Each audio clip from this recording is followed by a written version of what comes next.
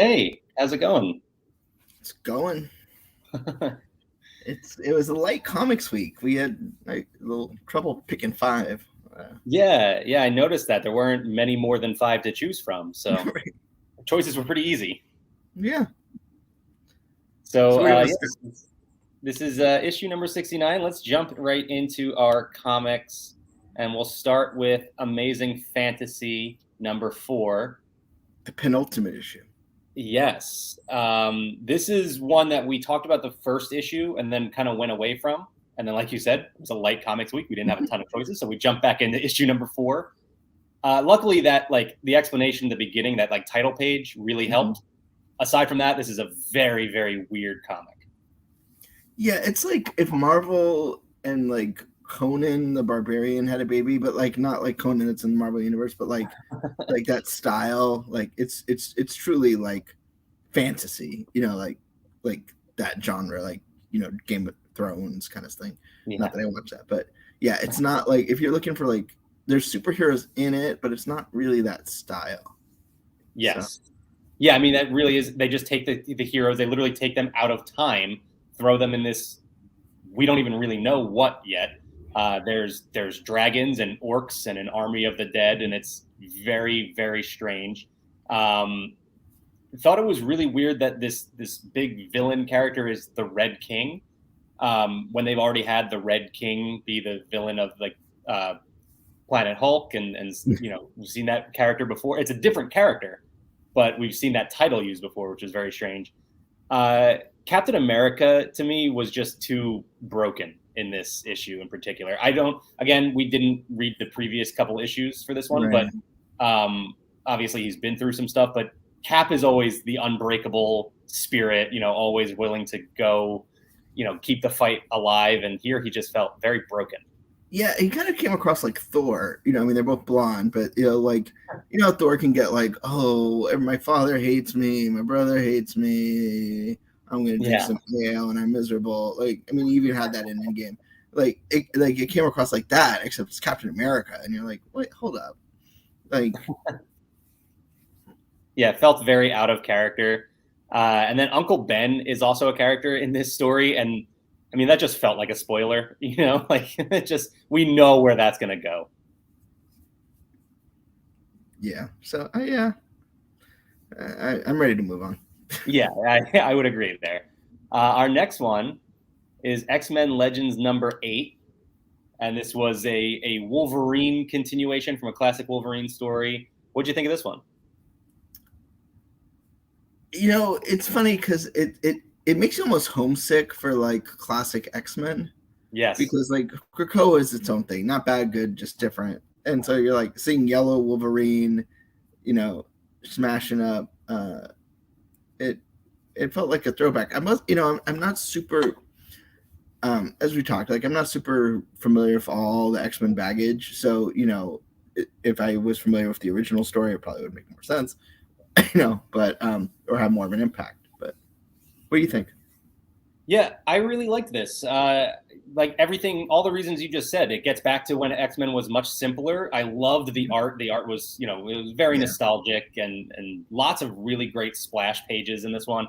So definitely one of my favorites this week. And actually, they mentioned in the beginning that this issue goes back, and this was kind of the point of the whole X-Men Legends series, is that it's playing off of old stories that weren't quite finished or detailed enough. And this one takes place before Wolverine, the 1988 series, number 69. So this actually has me wanting to go and jump back into that series now. So I think mission accomplished on their part. Yeah. No. Yeah. It's good. So our next issue is going to be Winter Guard. And this is one where, it's not a bunch of characters that I'm super. Obviously, I'm aware of the Winter Guard. We've seen them in other crossovers and stuff like that. I haven't read a lot of their comics, mostly because they don't have a whole lot of their own title previously. But I was really surprised at how much I liked this one. Yeah, I think this was actually my pick of the week, which surprised me. It was the last one I read, but it has a lot of characters, but they're all sort of, you can pick up kind of what their vibe is pretty Right. quickly, and there's that sort of political intrigue, which I just think works so well in comics when it's, as long as it's not too complicated, but like, and that the art style, where it was like when it was retro, it had sort of like an old, like, almost like a newsreel kind of feel, or like a film reel. Yeah. So I was pleasantly surprised. He said, like, the Winter Guard, it's not. I don't think, they were recently in Avengers, and I think that kind of was their return to prominence. But I think you don't need to have a lot of knowledge. I mean, if you've seen Black Widow, you kind of get enough of the story to. Yeah. I mean, I like that this one also focuses a lot on Dracula. I mean, that's one of those weird characters that people are like, wait, he's in the Marvel comics? Yeah, he's there and pops up every now and then. Always seems to not like quite have his own story be completely fulfilled, but he's really entertaining whenever he's in whatever issue you're reading. And here again, I think he's just like the quintessential villain, just pulling all the strings and everything and making others do his dirty work. And I really enjoyed the dynamic between all of the characters here. I really want to learn more too after this issue about the Winter Guard, specifically about Red Widow. I think she's becoming a really, really interesting character. So I'm hoping we get to see more of her in the future. Yeah, when they kind of imply that there's more to that story that, presumably will be told either now or when they do Winter Guard Legends in 30 years. Yeah, 30 years when we revisit Winter Guard. Our next issue today was Avengers, The Death of Doctor Strange tie-in here. This, I'll say, is going to be my pick of the week. Okay, I got a little pet peeve, though. Okay. So this is The Death of Doctor Strange, Avengers. Mm-hmm. Then there's another title, which is Death of Doctor Strange, Strange Academy. It's reversed, so there's no consistency, at least in the Marvel app. Well, it goes even a step further than that, because that title is actually Strange Academy Presents The Death of Doctor Strange, which is very strange. Like, that goes way out of left field as far as. And it's not like it's like they're putting on a production, like it's high school. Their high school theater is going to present to you. Maybe that's what they were going for, given that it is taking place in a school. But before we get into that one, let's talk about the Avengers here. And like I said, this is my pick of the week. What did you think of this one? Yeah, I mean, this was my pick of the week for most of my comic reading. It's a big story. It's kind of continuing off that three mothers and child story that was in last week's Doctor Strange. Felt really integrated as like a tie-in. It didn't feel like, meanwhile, someone here is, watches the events happening on television, but there's a whole other story. Like, this is like fully like part of the story. And I really liked it. I love the Iron Man stuff here. Yes.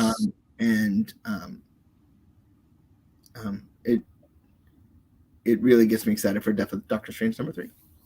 Yeah, I totally agree. Like you said, I absolutely love the Iron Man stuff. He, went through a lot in that last issue and is now doubting himself and kind of paranoid about everything right now, but yet still manages to get into the fight again. And then after reading Amazing Fantasy, this is exactly what I wanted from Cap. Like, this is just, they all just got their butts kicked, and here he is like pulling the team back together and getting back into the fight. And so I really enjoyed that. I really like it's not super subtle. Obviously, it's on the cover there, but the connections to the Juggernaut without, the Juggernaut being the main player here. Like, I really, really like the lore that ties everything together here.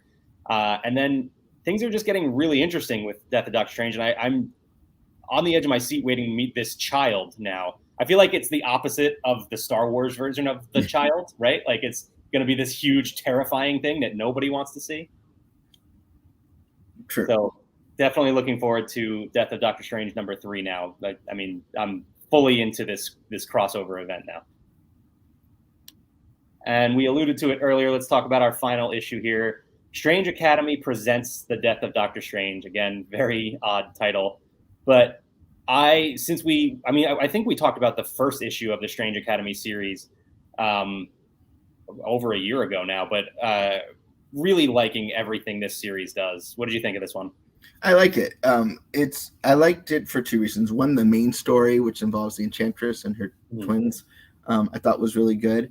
But I also liked basically, they all have to go home because it's like Strange Academy is going to take a personal day when Doctor Strange dies, and you see how everyone when going home and how different that is for every character that you kind of got to know through the series.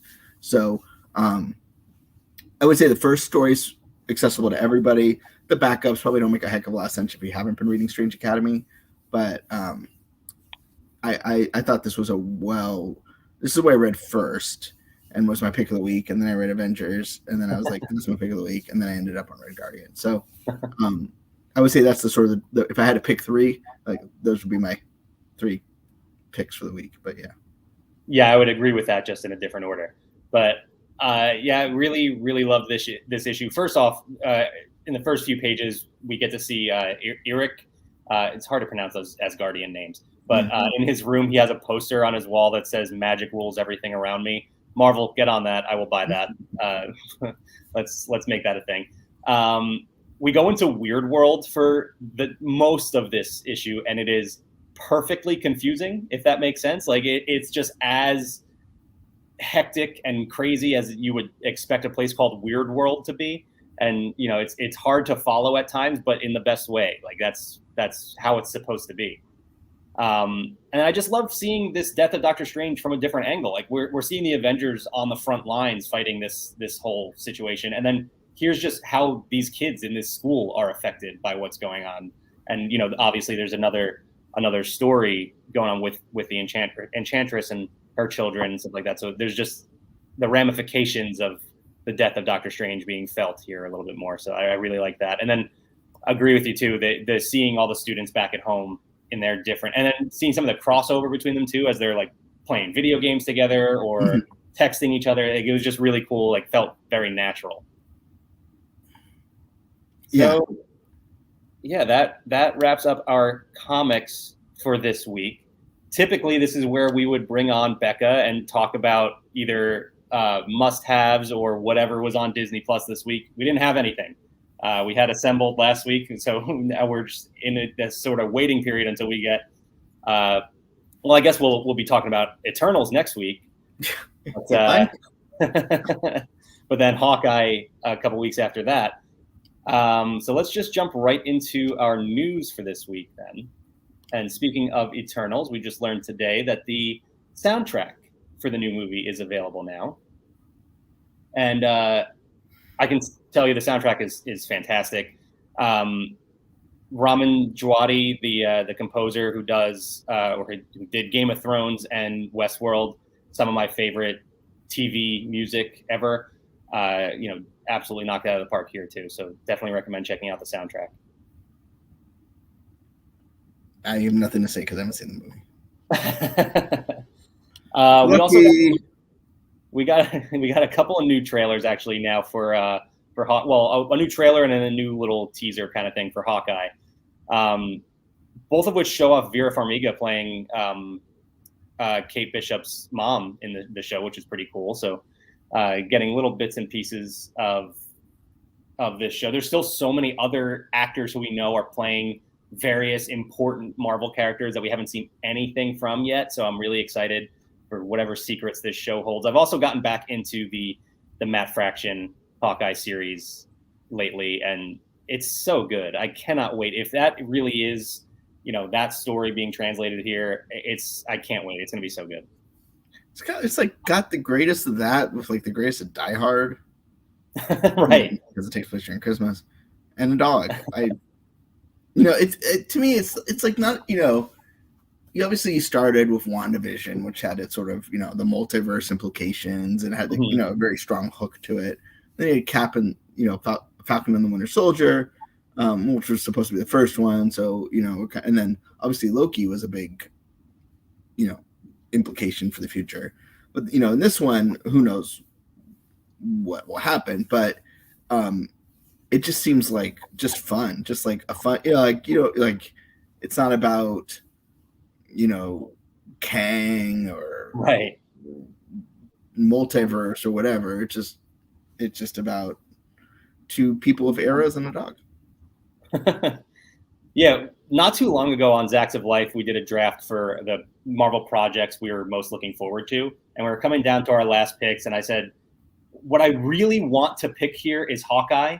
But I know nobody would be like, oh, yeah, that's, everybody would look at my roster then and be like, oh, I'm not voting for that one. Nobody wants Hawkeye. This is one I've been looking forward to for a while. I think this is going to surprise a lot of people with how fun it is. It's also interesting that they keep calling it a 6-part holiday event as opposed to a series or, anything like that. So just kind of strange how they're marketing it. So we're going to jump, I guess, out of the MCU and into some other Marvel projects. Yeah, I didn't watch the trailer, so disclosure. Yeah, that's fine. You don't need to. Morbius, we got the full trailer. I guess we technically only had a teaser before for Morbius, but I feel like that dropped 2 years ago at this point. So now yesterday we got the full trailer. It looks fun. Like it's gonna be crazy. It's gonna be probably along the same lines as Venom, and not much more. I wouldn't set the bar too high for it, but it looks like it's gonna have lots of action. There were some other little Easter eggs thrown into the trailer that I wanted to point out. You can see him holding this Daily Bugle at one point, and in the top. So obviously the headline of the paper, the main headline, is all about Morbius, but in the top you can see a couple of other headlines. Rhino on the loose, Zoo hoax fools us all. So nice little nod to the Rhino, the Spider-Man villain. And then Black Cat, friend or foe. So the presence of Felicia Hardy is there as well. So I like that they threw some nods in there. We also had Michael Keaton again, and then what looks to be the Sam Raimi Spider-Man design on the wall in the background. Who knows? Multiverse stuff, everything's getting crazy. I don't even know that the multiverse is going to impact this movie because this movie was supposed to come out, I don't even know how long ago anymore, but we will see where this goes. I'm curious because obviously you're not a huge fan of the Sony, like you haven't seen Venom. Do you want this to just be erased? Do you want this to not come in at all? Or do you want like a small connection? I mean, I guess it kind of depends on how it's handled. And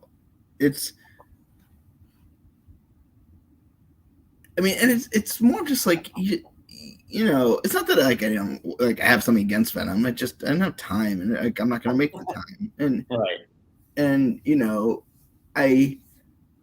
it's frustrating because there's so much awesome Spider-Man that Kevin could do that he can't do, and you're just like every time they make one of these movies, you just get like, okay, well, this is the version we're going to have now, and not the good version that is in someone else's head. I do hope that everything can get back under one umbrella in the future. But I mean, I'm excited at the idea of the multiverse bringing in all of this craziness. I just hope it's brief. Like, obviously, I don't want things to get so out of control that we have to worry about. Right. I mean, I don't want the Sony verse or whatever to be in every Marvel movie. Like, it's not good enough for that. Like, it's fine if it's in no way, far from home because it makes sense.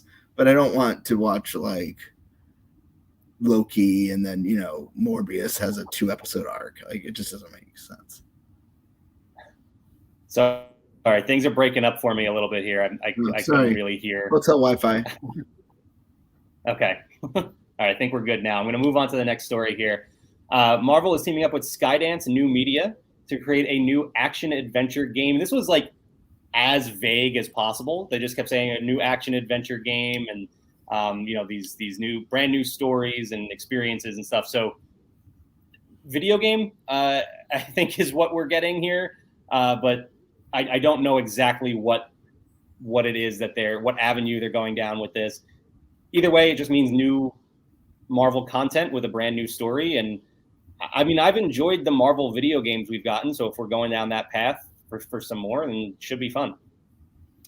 Yeah, I think that this was more of like they signed the deal, so we need, like not so much the public like get excited, and we've seen this with other things like the Avengers game and some other stuff where it's like they put out a press release saying we signed a deal to do a game. We'll tell you about it when we get to it, but so this isn't coming out in 6 weeks either. No. It takes some time.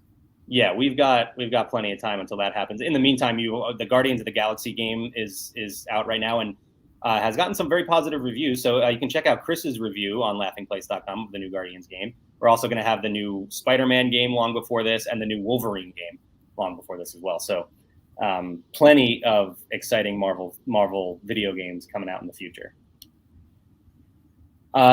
In the world of digital collectibles, we had some new Eternals collectibles from Marvel Collect by Topps. And then on November 12th, they'll get a new Shang-Chi collection as well, timing up with Disney Plus Day. And Disney Plus Day. I am so excited for this. I don't know if I should be so excited. I mean, at the very least, though, I get to watch Shang-Chi again. So the bar is high here. I'm just excited for Disney Plus Day. You lost me at Disney Plus Day.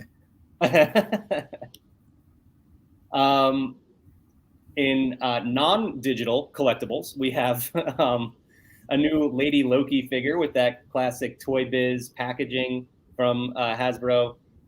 This one, up close, this figure is really throwing me off because it looks more like that, has more like those doll features as opposed to the classic Marvel Legends series like action figure features. Like it looks like a Barbie almost, but it's still a really, really cool piece. And I mean, Lady Loki, that's not a piece that a lot of people have in their collection already. So pretty cool addition there. Yeah, it's random, but yeah. It is. Yeah, it's definitely. And I mean, I feel like Hasbro has been doing that. Like they have these waves, and then there's always one or two that are just thrown in there completely out of left field. Speaking out of left field, we have Lego Duplo Marvel app. So, I mean, an app for 2 to 5 year olds for who are fans of Marvel. I keep finding it interesting that they keep pushing Ghost Spider as a character like towards a younger audience. Well, so I mean, you're not in the right demo, but Spidey and His Amazing Friends on Disney Junior. Yes. Features Miles Morales, who they call Spidey, who they call Spidey, Peter Parker, and Ghost Spider or Spider-Gwen or whatever. So, like, I think that's what this is really tied to, that show, which is catered to the preschool audience. So, and on that show, they're 3 equals. So, I think that's where that came from. Oh yeah, that. But I mean, even going back to that show, I just find it interesting that Gwen Stacy was this character that was actually gone for so long. Now she comes back and has kind of found this weird home in the younger demographic, which I think is well, I mean, the younger you go, the more they want to ensure everyone's represented. Just and so she fits that need of like, I'm doing a Spider-Man show. Who's the girl? And it's gonna be. Ghost Spider. I mean, because Spider-Woman was always so much older, right? Like, yeah, very true. And so, if you want to have someone who's like that high school age, you're going to go, right. Or in that show, 7 or whatever they're supposed to be, which brings up all sorts of questions.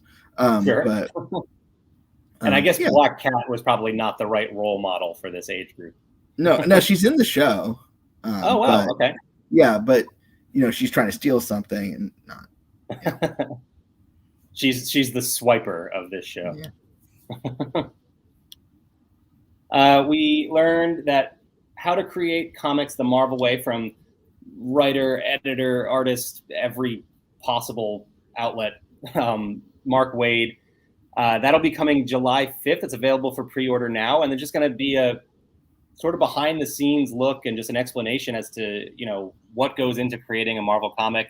Seems like it's just going to be a really awesome, complete book for Marvel fans and even just comic fans in general. Because even if you're not Marvel specifically, I'm sure you have some interest as to what goes into creating these stories that you read every week or however often you do.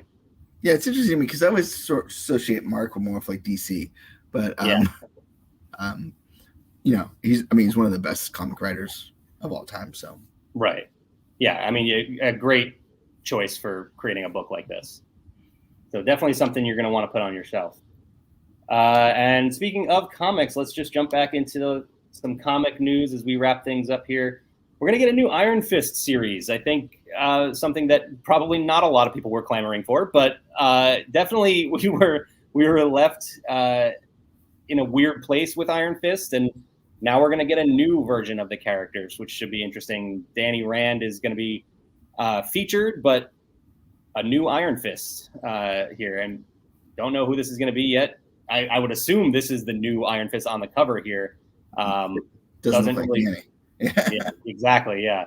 But also doesn't really tip us off as to anything. It might be is it a brand new character? Is it somebody we know from something else? But we'll have to see where they go with this. Also getting a new Ghost Rider story. This is, and both of these are coming in February, by the way. This one is Johnny Blaze, so we're not going to any new Ghost Rider here. But also, we don't know a ton about the story. It's just he's living his life, he's happy, and yet he's haunted by the demons of his past, and so Ghost Rider. That's where we're going with that. And again, this is coming out in February. I'm excited to get back to the basics with Ghost Rider. I think once Cosmic Ghost Rider took over, things got a little bit crazy. We've had a bunch of different Ghost Riders over the years, so I'm looking forward to getting back to the original, simplifying things a little bit.